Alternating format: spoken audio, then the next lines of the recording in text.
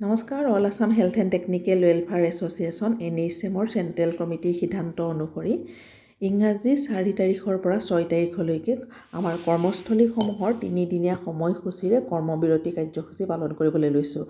কাৰণ বিভিন্ন সময়ত আমি চৰকাৰক আমাৰ দাবীসমূহ পূৰণ কৰিবৰ কাৰণে অনুৰোধ জনাই আহিছোঁ, কিন্তু চৰকাৰে আমাৰ দাবীসমূহ আজিলৈকে পূৰণ নকৰিলে। তাৰ কাৰণে আমি আজিৰ নিচিনা এটা সিদ্ধান্ত ল'বলৈ বাধ্য হ'লোঁ। এই কৰ্মবিৰতি সময়ছোৱাত জৰুৰীকালীন চিকিৎসা সেৱাৰ বাহিৰে আমি সকলো সেৱাই কৰাৰ পৰা বিৰত থাকিম। আৰু এই সিদ্ধান্ত লোৱাৰ বাবে প্ৰথমে ৰাইজৰ ওচৰত আমি ক্ষমা প্ৰাৰ্থী।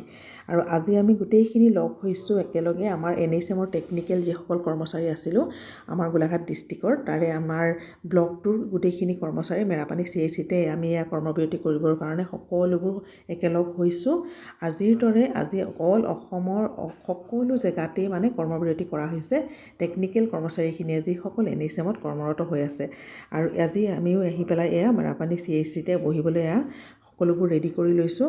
কাৰণ আমাক আজি এনেদৰে কৰ্মবিৰতি কৰিবলৈ চৰকাৰখনে বাধ্য কৰিছে। বাৰে বাৰে চৰকাৰখনক আমাৰ দাবীসমূহ পূৰণ কৰিবৰ কাৰণে অনুৰোধ জনাই অহাৰ পিছতো চৰকাৰে আমাৰ দাবীসমূহ পূৰণ নকৰিলে।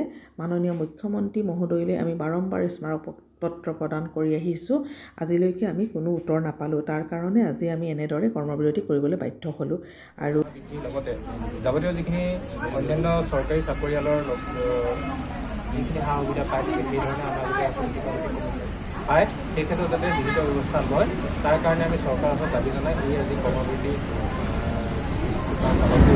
গতিকে অনাগত সময়ত যদি চৰকাৰে আমাৰ দাবী মানি নলয় তেতিয়াহ'লে আমাৰ কেন্দ্ৰীয় কমিটিয়ে সিদ্ধান্ত ল'ব যে আমি ধৰণে আৰু প্ৰতিবাদ কাৰ্যসূচী আগবঢ়াই দিম। আণ্ডাৰত আজিৰ পৰা আমি 3দিনীয়াকৈ কৰ্মবিৰতি পালন কৰিবলৈ লৈছোঁ।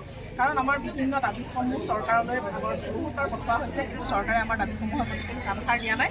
সেয়েহে আজি আমি আজি আমাৰ সকলো ডিষ্ট্ৰিক্টত হোৱাৰ দৰে আজি আমিও গোলাঘাট ডিষ্ট্ৰিক্টে ইয়াৰ কৰ্মবিৰতি 3দিনীয়াকৈ পালন কৰিবলৈ আমি আগবাঢ়িছোঁ। আমাৰ বিভিন্ন দাবীসমূহৰ ভিতৰত আছে আমাৰ চাকৰি নিয়মীয়াকৰণ কৰিবৰ কাৰণে আমি অনুৰোধ জনাইছোঁ। চৰকাৰে আজিলৈকে আমাৰ চাকৰি নিয়মীয়াকৰণ কৰা নাই। আৰু আমাৰ নিয়মীয়া দৰমহাৰ নিয়মীয়া চাকৰিয়ালৰ নিচিনাকৈ আমাক সা সুবিধা প্ৰদান কৰিবলৈ আমি অনুৰোধ জনাইছোঁ তেখেতসকলক।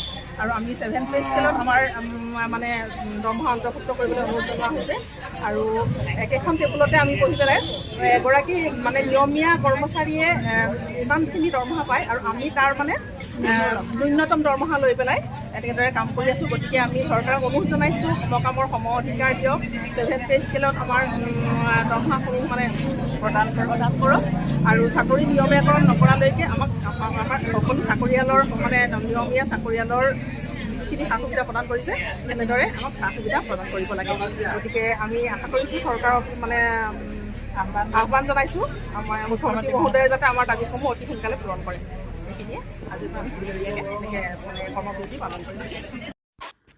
আৰু আমাৰ দাবীসমূহ যদি চৰকাৰে মানি নলয় তেতিয়াহ'লে all Assam health and technical welfare association NHMৰ চেণ্ট্ৰেল কমিটিৰ সিদ্ধান্ত অনুসৰি আমি আৰু গণতান্ত্ৰিক আন্দোলন কৰি যাবলৈ বাধ্য হ'ম।